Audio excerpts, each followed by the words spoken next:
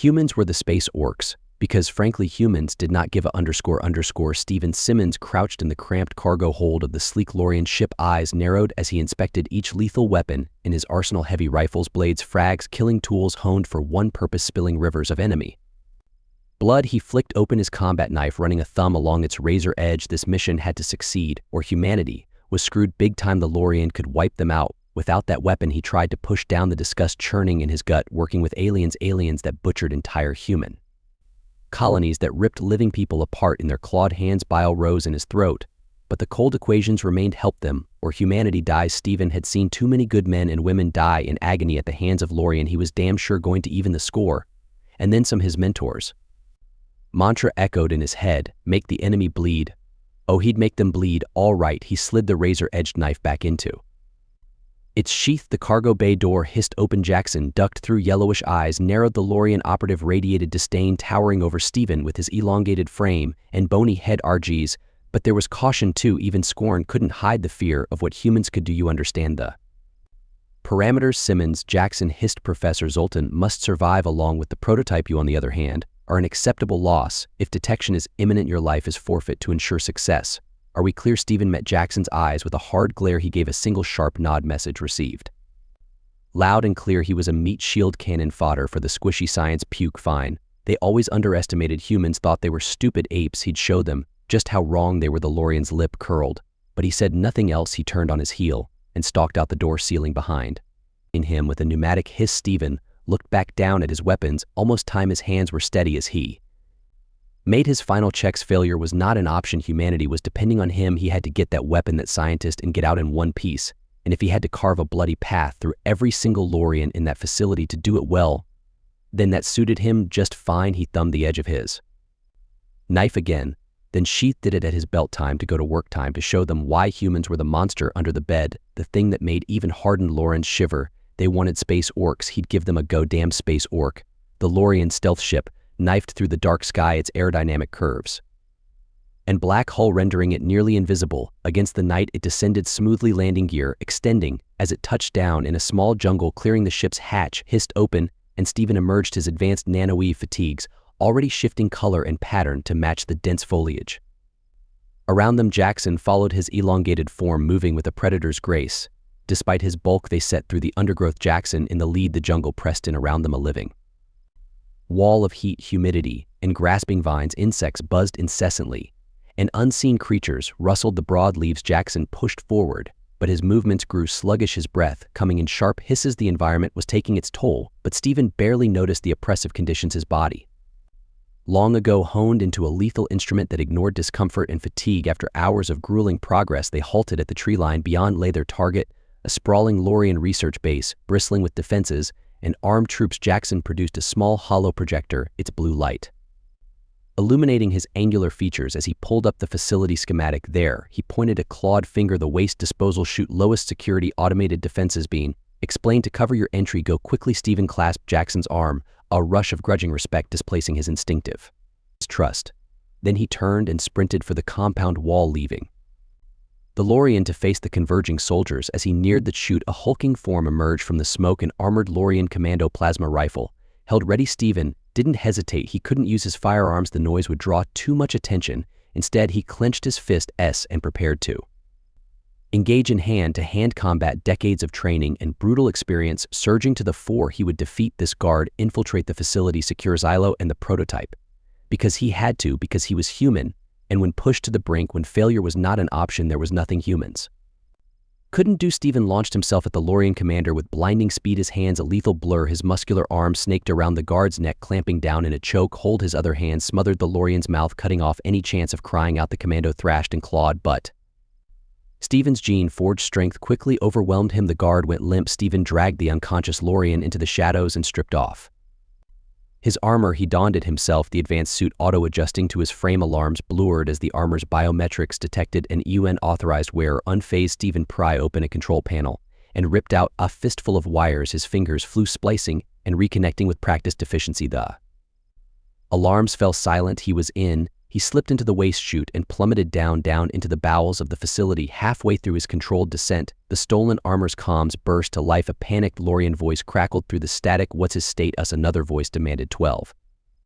Confirmed Kia before we subdued him, bastards. A one-man army. Orders are to take him to interrogation immediately. Stephen's jaw clenched so hard his teeth creaked. Jackson, crazy fearless Jackson. He knew all too well the horrors that awaited his unlikely ally in Hand's torture agony. A slow, screaming death, a cold familiar rage settled over him that icy at that had always served him well. He had a mission he would not fail, not for Earth, and not for Jackson. He hit the bottom of the chute and emerged into a dimly lit maintenance tunnel. The stolen armor's hardy flickered to life, a glowing schematic overlaying his vision. Zio's lab, 200 m ahead, third corridor on the right. He moved out, footsteps near silent even in the heavy armor. As he navigated the twisting passageways, a sound reached his enhanced ears, a rhythmic thumping, faint but growing louder with each step. The hairs on his neck prickled. Something was wrong. He rounded a corner and froze. The lab entrance should have been a reinforced door, heavy but not invulnerable. This was a fortress wall, all gleaming alloy and pulsing force fields, and the thumping instinct screamed, and he hurled himself sideways.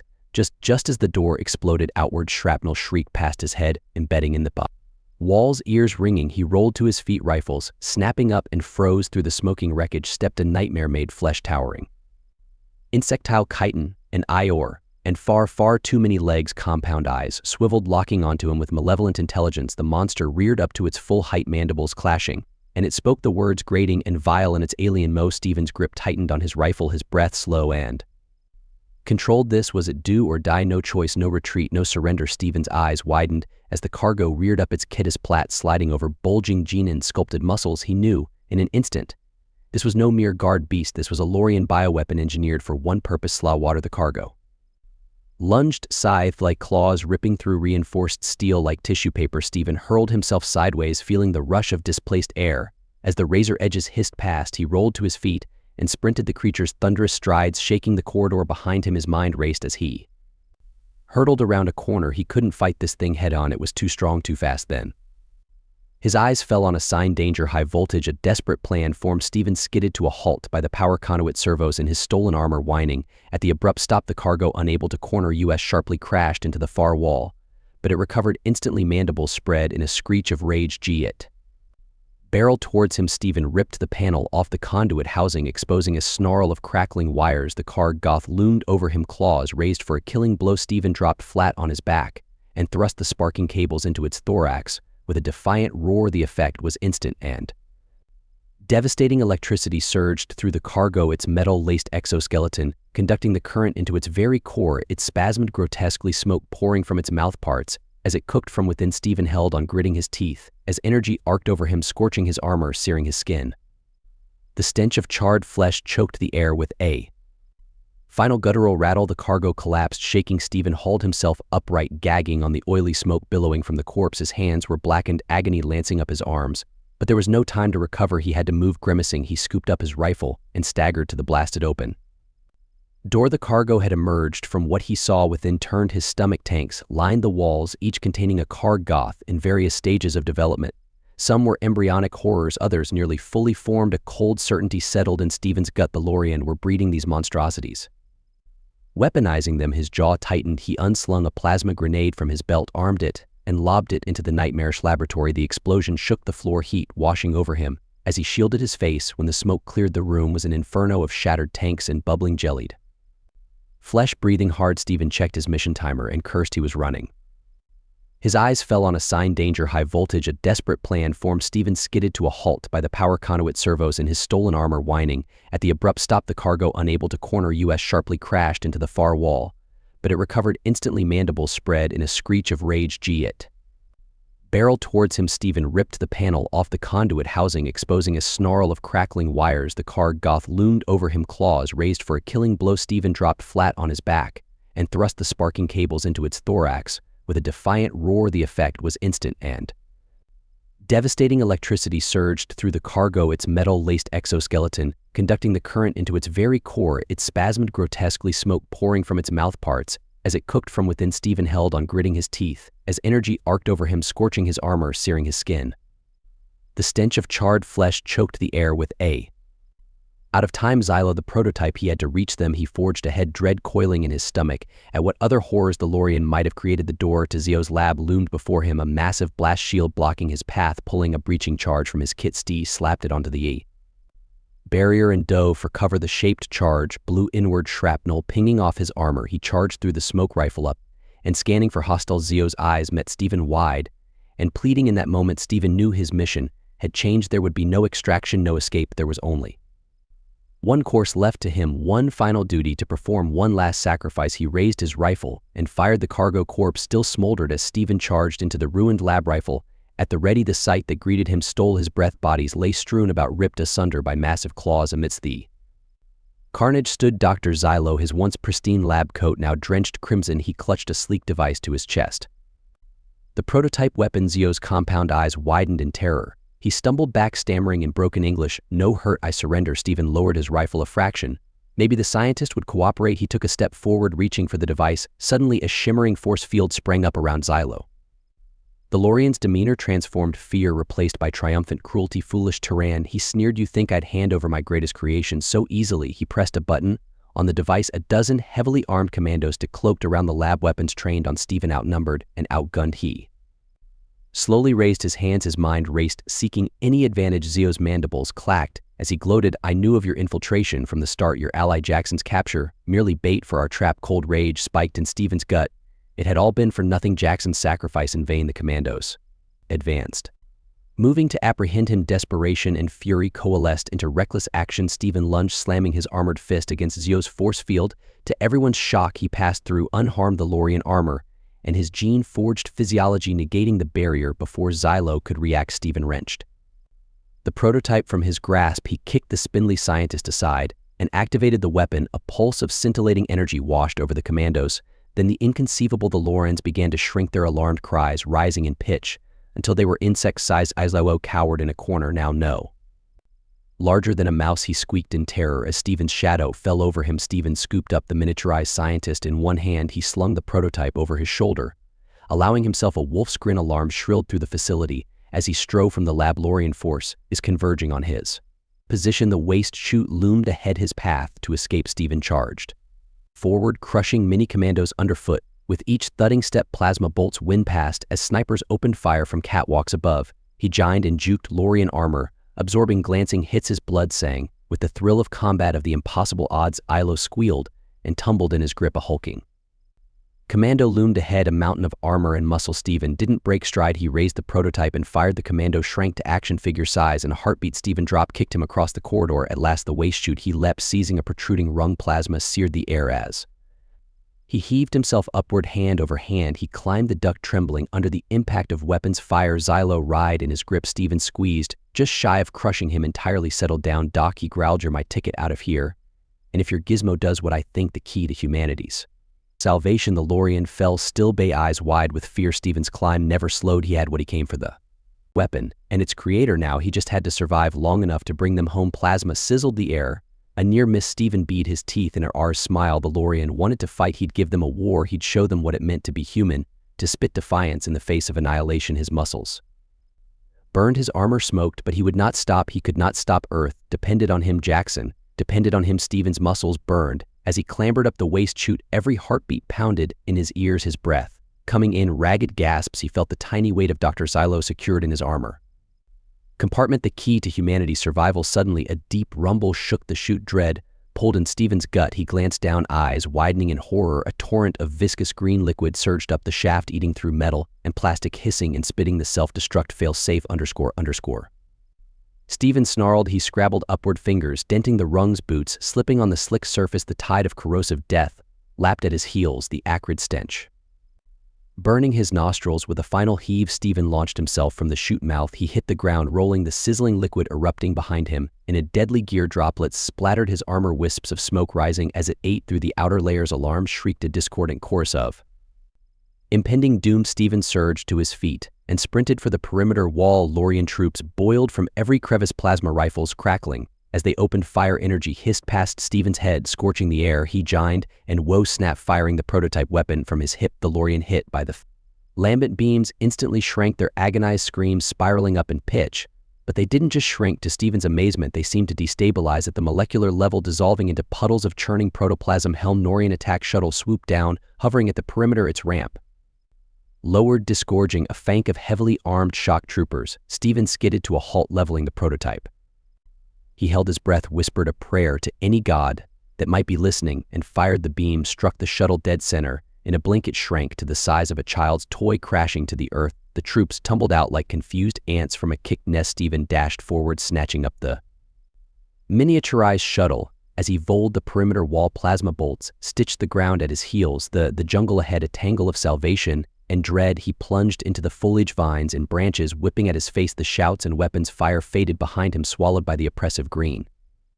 After minutes that felt like hours, Steven slumped against a tree, gulping air into his lungs. With trembling hands he fished out Dr. Zillo, the Lorian scientist, now no larger than a mouse. Xylo quivered in his palm, compound eyes wide with terror. The rendezvous, Steven growled, it's blown. The whole damn place is going up. We need another way off this rock. Xylo stammered, his voice a ray whisper. There is a hidden facility deep in the jungle. Experimental craft prototypes. It may be your only chance. Steven's jaw tightened. He nodded curtly and carefully returned Zio to his compartment. Rising to his feet, he oriented himself using the suit's compass and struck out into the undergrowth. The jungle pressed in around him, a living wall of heat and menace.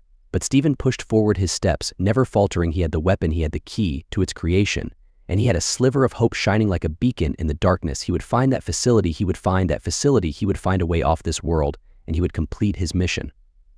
For Earth, for Jackson, for the future of humanity itself. Fail was not an option. Steven hacked through the dense foliage, following the coordinates Xylo had provided. Sweat soaked his brow as he swatted away biting insects, the jungle's oppressive heat sapping his strength. His ammo was running low, each precious round spent fending off the planet's vicious predators that lurked in the shadows. As he neared the location of the hidden facility, a shimmering caught his eye like a mirage. The air ahead seemed to waver and distort. Steven approached cautiously, rifle at the ready. Suddenly a massive complex materialized before him. As he crossed some invisible threshold, sleek buildings and advanced technology sprawled out.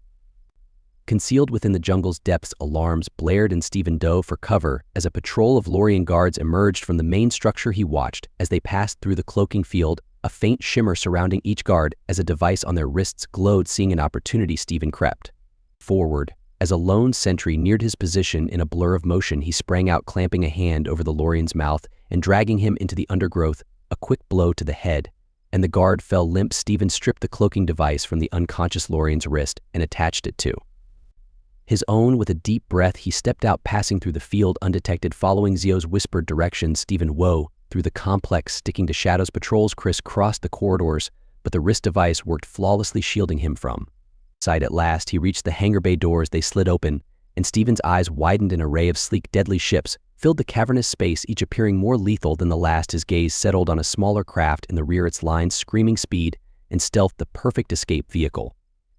He took a step towards it when a voice cut the air, stopping him cold. Impressive, isn't it? Steven spun to see Jackson behind him, a cruel grin on his face, flanked by a dozen Lorian soldiers. The operative held up his wrist, an identical cloaking device attached. You didn't think it would be that easy, did you? Jackson asked, his voice mocking. We've been tracking your every move since you arrived. Now hand over Dr. Xylo and the prototype weapon, and I might consider letting you live. Steven's mind raced, options flicking through his head at lightning speed. Slowly he reached towards a compartment on his armor, as if to retrieve the miniaturized scientist, but his fingers closed around something else, the hard shell of a flashbang grenade. In a single fluid motion, Steven ripped the pin free and hurled the grenade at Jackson's feet. Even as the first flash of light and sound erupted, he was diving away, rolling behind the bulk of the nearest chip. The hangar exploded into chaos, soldiers crying out as the overpressure wave and blinding light disoriented them. Steven wasted no time. He sprinted for the stealth ship, plasma bolts sizzling the air around him. The flashbang's deafening concussion reverberated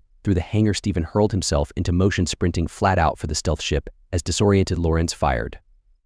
Wildly, plasma bolts hissed past, scorching the air. His boots pounded the deck, heart jackhammering. He vaulted into the open cockpit, hands flying over the alien controls. The tiny scientist squeaked instructions from his armor compartment. Steven's fingers flew, prepping for takeoff. The engines roared too.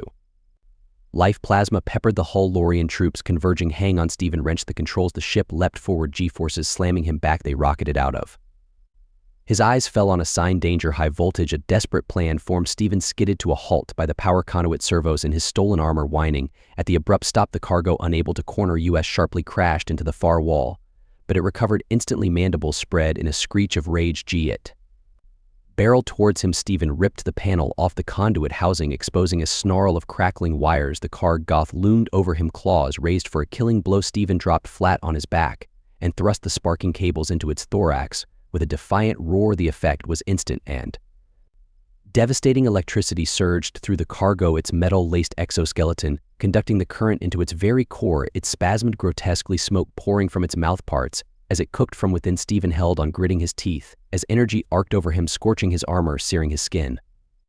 The stench of charred flesh choked the air with a